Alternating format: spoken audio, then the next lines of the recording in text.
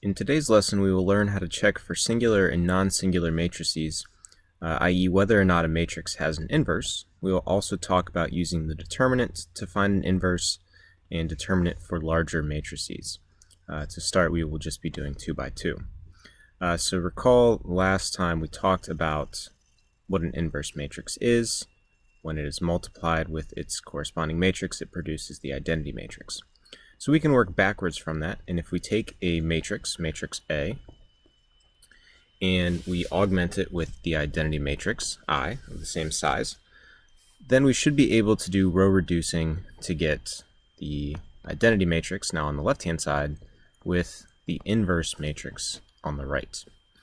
So this process involves row reducing that we learned earlier in the chapter, and it's not as bad because it's only a 2 by 2 matrix.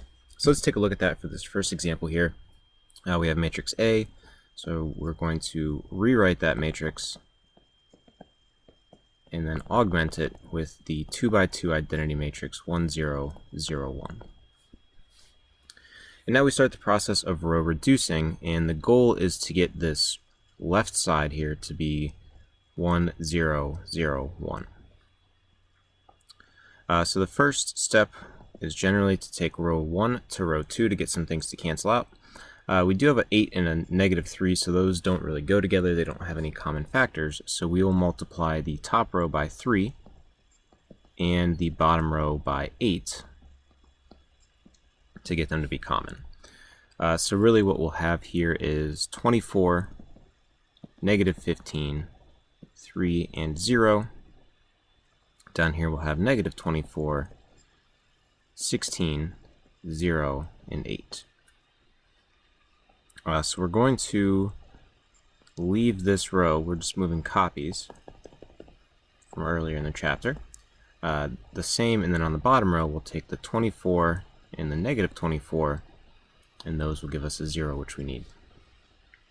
So then we'll have a negative 15 going with a positive 16, which makes a 1, which is very good news for us. We will have 3 plus 0 and 0 plus 8. And there we go. So we've taken care of row 1 to row 2. Now we're just going to go backwards and do some copy of row 2 and add it to row 1. To get this negative 5 to cancel out, we'll need to take 5 times row 2 and add it to row 1. So I'll write that copy down here, 0, 5, 15, and 40.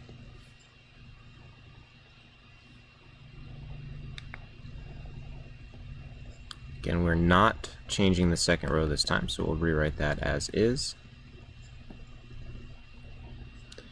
And when we add now 5 of row 2 to row 1, we should get 8 is 0 plus 8, 0, 5 and negative 5, 16, and 40. Okay, so the top row looks pretty big, and that's okay because they are all divisible by 8. So we'll go ahead and take 1/8 of row 1, which will get us a 1, 0, and we have 0, 1 on the bottom, which is the 2 by 2 identity matrix. 16 divided by 8 is 2, and 40 divided by 8 is 5. 3 and 8. And there we go. We have our inverse matrix here, so it turns out that A inverse is the 2 by 2 matrix 2, 5, 3, 8.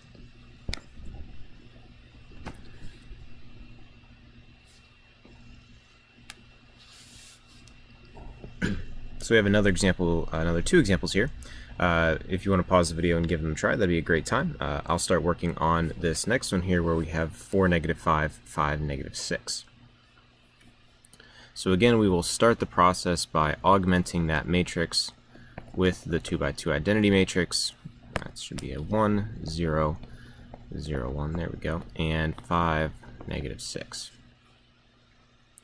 Again, row 1 and row 2 do not have a common factor, so we'll multiply the top row by 5 and the bottom row by 4, but also we'll notice that these are both positive terms to start. So one of these has to be negative. So we'll just make the bottom row negative, which means when we do that, multiplying the copies, that'll become 20, negative 25, 5, and 0. The bottom row will become negative 20, positive 24,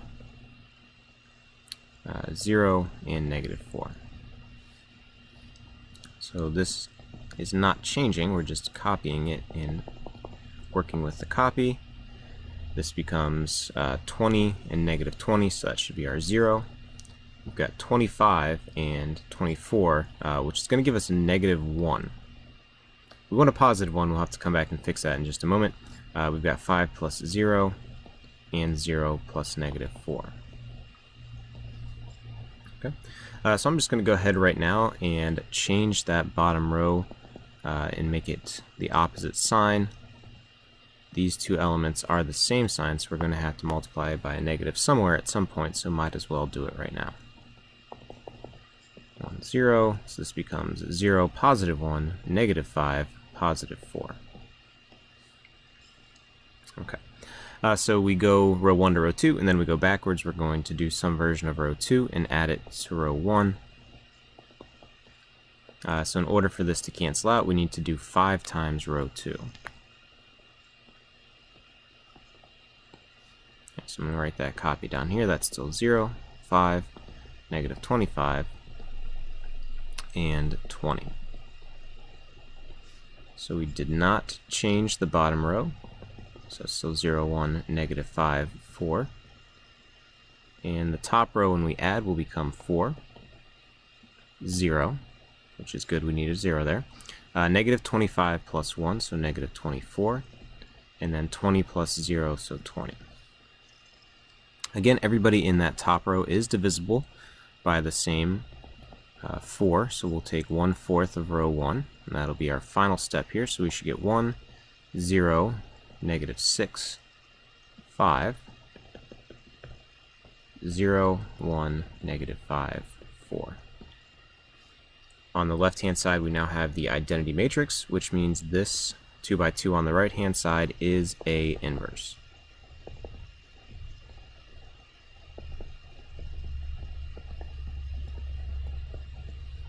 Here we go. So we'll do one more example here. You may be noticing a pattern so far, and that's great. We're going to talk about that right here to use the determinant, a little bit of a shortcut. But one more example here, just to drive it home. So we've got 2, 4, negative 3, negative 6. We will augment that with 1, 0, 0, 1. Again, row 1 and row 2 do not have anything in common. This time they are opposite signs, which is good news for us. So we'll do 3 times the first row and 2 times the second row. So we'll write those copies above it. We're doing 3 to row 1 and 2 to row 2.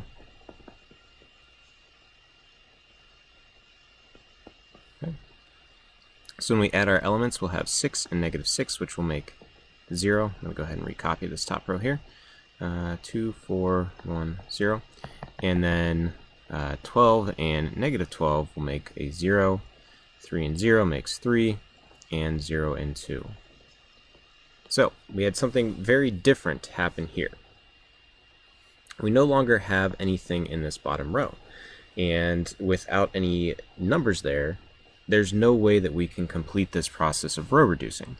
It doesn't matter what I multiply these bottom rows by, they're still going to be 0 and 0. Adding them to the top row is never going to change that top row. So we actually cannot do the process for this. What that means is that for this matrix A, there is no inverse. There's no inverse for that matrix 2, 4, negative 3, negative 6.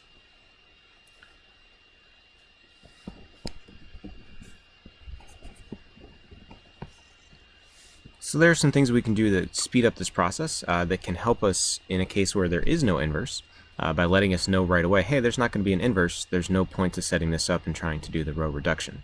And what that process involves is using the determinant. So the determinant is a calculation of the different quantities in the matrix that produces one constant that can let us know some things about the inverse. So if we have a 2 by 2 matrix like we've been working with, A, B, C, D in those relative positions, the determinant of A, written DET with A in parentheses, will also be written like this, which can be confusing at times, or this, because those look like the absolute value. They are not. If we have a capital letter inside of these bars, that is not an absolute value, that is a determinant. Or if you have a grid of numbers, rows and columns, a matrix, inside of these bars, that should also be a clue that it's not an absolute value, that it is in fact the determinant. So they do look similar, but they are very different functions in what they do in math. So I like to write it as DET so we don't get confused, but I believe a lot of the texts will write it with the bars on the matrix, which is different than writing a normal matrix, which has the bracketed top corners on it. So just be careful as well when you're writing your matrix that you don't get lazy and forget to write the corners on the brackets, because that could look like the determinant and not a matrix.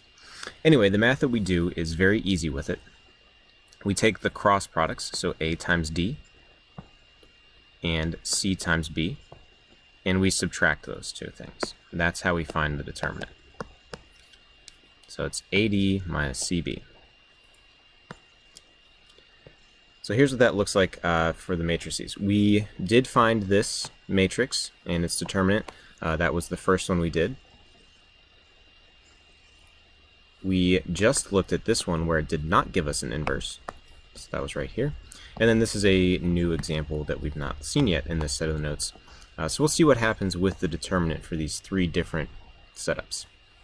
So in this first one, we do the cross products to find the determinant of A. So the determinant of A would be 8 times 2 minus negative 3 times negative 5. I'm going to put those in parentheses just to be careful. There we go. 8 times 2 is 16 minus negative 3 times negative 5 is positive 15. And we end up with 1. Okay, so the first one there gave us a determinant of 1. The determinant of that matrix is 1. For the next matrix here, this is the one that had no inverse. We should see something slightly different here. So the determinant here, again, same process. We're going to take this cross product. So 2 times negative 6 minus the other cross product, negative 3 times 4. 2 times negative 6 gives us negative 12, minus 3, negative 3 times 4 is negative 12. So we distribute that negative and we end up with negative 12 plus 12. So the determinant of this matrix is equal to 0. Okay. One final example here. If you want to try this on your own, go ahead and pause the video at this time. You should try it. It should be pretty quick to come up with this determinant. So the cross product there is 3 times 1 minus the other cross product here is negative 7 times 4. This is clearly not going to be 0. These are very different values. So we have 3 minus negative 28, and we get a plus positive there, so 31. So very different answer there, but still not 0. So this determinant equaling 0 is what gave us a problem. What that means for us is if we find a determinant that's 0, the matrix will not have an inverse. On the other hand, if the determinant is not equal to 0, no matter what it is, if it's something easy like 1, or something a little bit crazier like 31, if the determinant is non-zero, then there is an A inverse. So A has an inverse. We can take that one step further. If the determinant is not equal to 0, there's actually a little formula we can use. So if we have, again, our matrix A, B, C, D, A inverse is always equal to 1 over the determinant of A, and then we rearrange the matrix like so. A and D switched, and B and C stayed in their places, but they became the opposite sign. So everything gets changed around a little bit. A and D swap places, B becomes opposite sign, C becomes opposite sign. So if we look up here at this first example, if we were to switch these two quantities, that would put 2 in the upper left and 8 in the lower right, and then make those two quantities the opposite sign, so 5 and 3. The last thing to do would be 1 over the determinant, which we found down here, that same matrix, 8, -5, -3, 2. The determinant there was 1. So it really doesn't affect the problem. 1 over 1, we're not changing anything there. And then if we look, after that work we did, that's the exact same matrix we got. A lot easier to do the determinant method than it is to do the row reducing with the augmented identity. So if we can get the determinant and use it that way, it's going to save us a lot of time. So here's another example of finding an inverse matrix. We get 2, -3, -2, -2. If we use this determinant method, we should save a lot of time and a lot of writing. So if you want to pause video, take a go at this, first find the determinant and then use this equation, this formula right there. Okay, so the first step is to find the determinant of this matrix A. And again, we do that product, so 2 times -2, minus this product, which is -2 times -3. So here we get -4, minus, over here we get 6. So that guarantees us that we have a determinant, because that's definitely not 0. So we have -4 minus +6, so we end up with -10. So it's not a very pretty determinant, but that's okay. It's actually better when we've got a determinant like this to do this method, because what that would mean is if we go to the row reducing, we'd have to do some fractions throughout the problem. So this can save us headache as well, not having to worry about that fraction, just rearranging and then multiplying everything by 1 over -10. A lot easier to do that. So we'll use now this little equation, this little formula. We'll do A inverse is 1 over that value that we just found.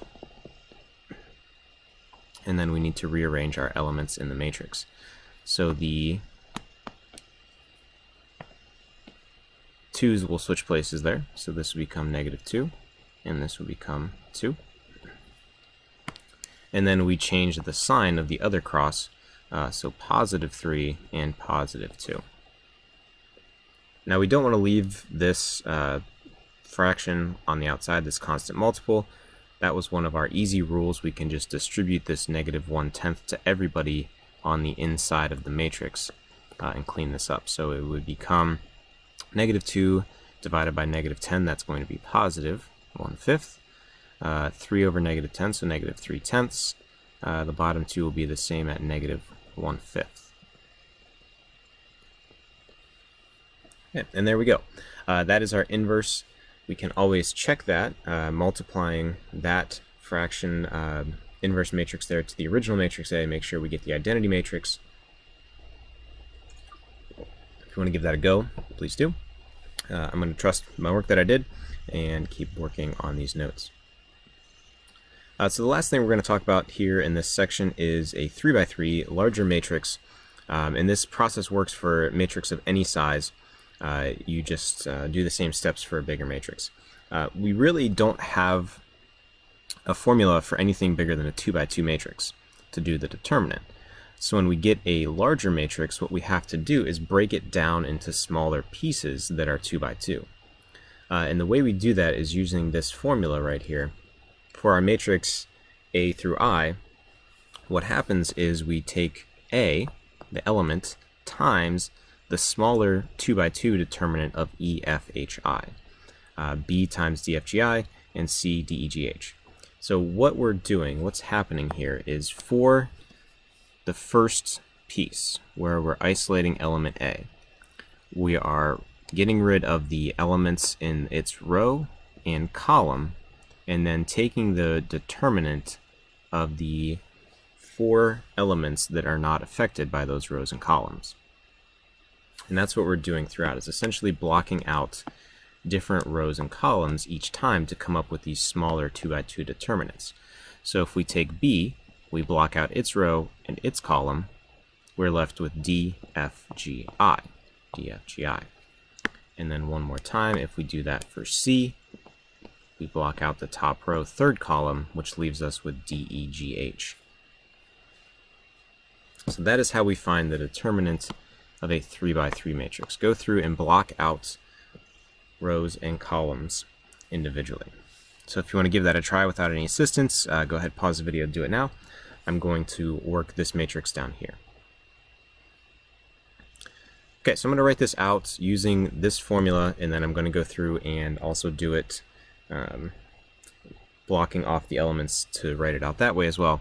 So this is matrix C, so we're going to call it determinant of C is equal to A, which is -3 in this matrix, times the determinant of E, F, H, I. So that would be E, F, H, I.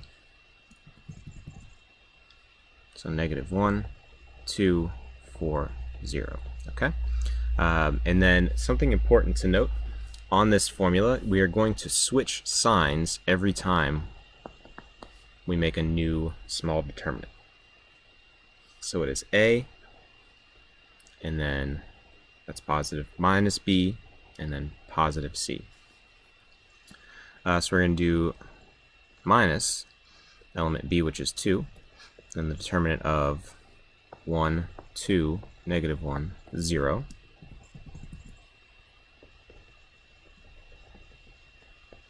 And finally plus C, which is 4. The determinant of these 4 right here. So 1, -1, -1, 4.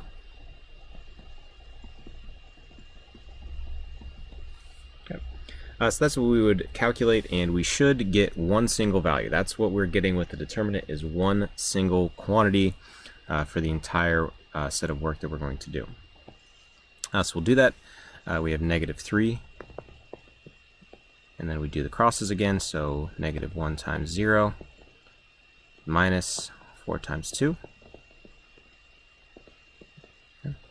We need to be careful here because we got a lot of quantities working together, so I'm going to put another big parentheses. Minus 2 times, cross product there, 1 times 0, minus, I need to put another set of parentheses in here. So we got triple parentheses going on. Okay, minus -1 times 2. 2 and 3. And the last one, so we have plus 4. First cross is 1 times 4, minus -1 times -1. And 3 to close. Okay, so we've got 3 sets of arithmetic here to do. So we've got -3. -1 times 0 is 0. Minus 4 times 2 is 8. Okay, moving on. Minus 2. Again, 1 times 0 is 0. -1 times 2 is -2. So minus -2. Plus 4. 1 times 4 is 4. Minus -1 times -1 is +1. So we've got -3 times -8 minus 2, that's going to be +2, minus a negative there, plus 4, 4 minus 1 is 3, so we will get 24 positive minus 4 plus 12, which is 20 plus 12, or 32. So the determinant there is 32.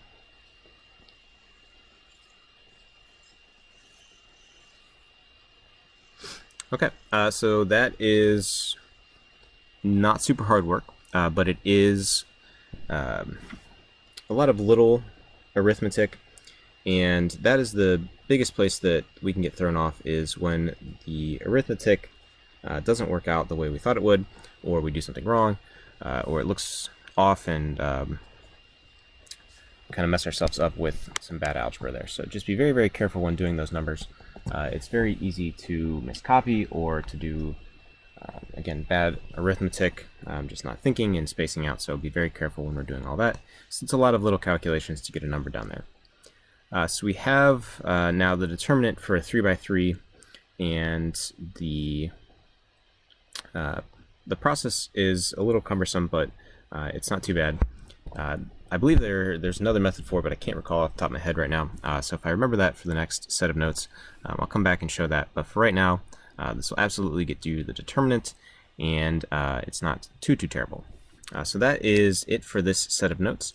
Again, we talked today about how to find an inverse given a matrix. Doing row reduction, I would not suggest that method. It's a little tedious, and if you have a matrix that's not invertible, you're going to be spinning your wheels and not going anywhere. So I would suggest using the determinant method. Start by calculating that determinant, and then if it is not 0, you know your matrix has an inverse, and you can work from there using this little equation, this little pattern. You can actually go back and verify this matrix as well fits that pattern, as well as the stuff that we did earlier with these two matrices when we first introduced inverse matrices. So that should wrap it up there. Again, with the 3 by 3, just be careful with your arithmetic.